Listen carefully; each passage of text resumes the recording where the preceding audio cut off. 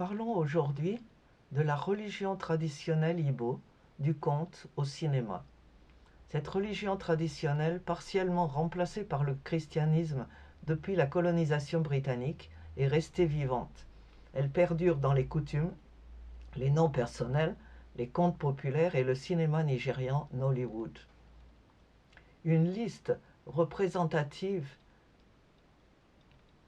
du patrimoine culturel de l'humanité, approuvée par les Nations Unies et incluant les traditions orales, les arts du spectacle, les pratiques sociales, l'artisanat et la connaissance de la nature, a été publiée le 4 novembre 2008 dans le cadre des efforts des Nations Unies pour préserver les traditions du monde.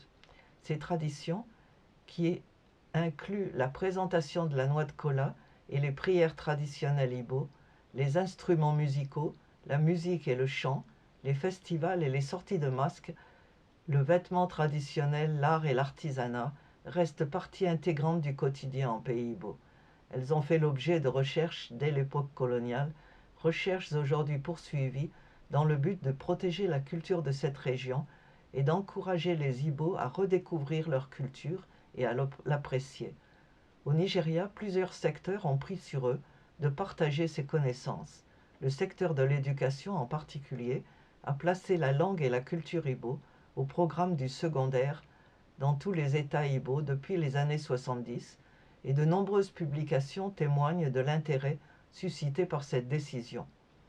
L'environnement des contes maintenant. En pays Igbo, l'arbre, surtout présent, est au centre de la vie quotidienne. Il est aussi très présent dans les contes populaires, reflétant un univers où il sert avec l'eau de frontière entre le monde des humains et celui des esprits. Le conte, pris comme exemple ici, est à rattacher au cycle de Cendrillon, et plus précisément à un conte type qui met en scène une orpheline et un arbre fruitier qui grandit démesurément sous l'effet d'une chanson. Ce récit, dont il existe de nombreuses variantes, comporte d'ordinaire deux moments. La maltraitance de l'orpheline y est suivie d'un retournement de situation qui voit son triomphe. À la charnière entre les deux moments, l'intervention de la mère morte par l'intermédiaire de l'arbre permet le renversement des rôles et met fin à la maltraitance de départ.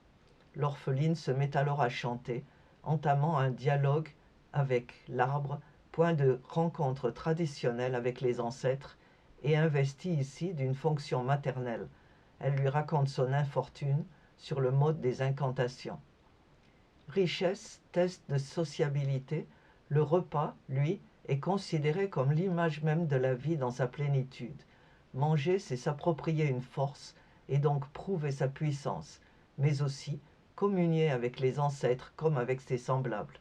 La vie manifestée par l'appétit est préservée et présentée comme une interaction avec la terre, Allah, elle aussi associée à une puissance surnaturelle, et dont le culte à base de sacrifices de nourriture offre une position centrale dans la religion traditionnelle. La participation à la fête, célébration tacitement dédiée aux divinités locales et aux esprits ancestraux, manifeste l'appartenance de l'individu au groupe. Elle est une occasion privilégiée de constitution de réseaux relationnels auxquels divinités et ancêtres sont conviés et associés par les libations, offrandes et sacrifices qui leur sont faits.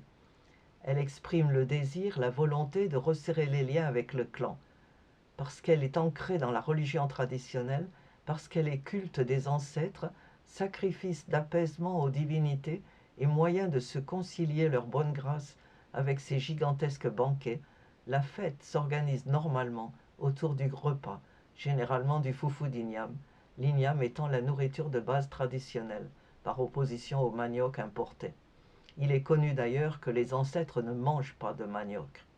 Derrière l'igname se profite Ahia-Joku, divinité masculine responsable de la culture de ce tubercule. La fête et le repas sacralisé qui l'accompagnent sont donc cultes d'Ahia-Joku. L'industrie nollywoodienne, généralement considérée comme le prolongement des séries télévisées nigérianes des années 1980, est née au tout début des années 90. Elle a depuis produit plus de 20 000 films. La contribution Igbo à l'industrie cinématographique nigériane a été primordiale, avec un grand nombre de réalisateurs et de metteurs en scène, mais aussi une pléiade d'acteurs et d'actrices de renom dont la connaissance de la langue et de la culture a enrichi les scénarios. Bien que ces films soient de plus en plus des coproductions tournées en partie ou en totalité à l'étranger, Nollywood, généralement considéré comme une vitrine de la fédération, reste solidement ancré dans la culture, Igbo le plus souvent, avec des personnages adhérents aux croyances ancestrales et adeptes des traditions.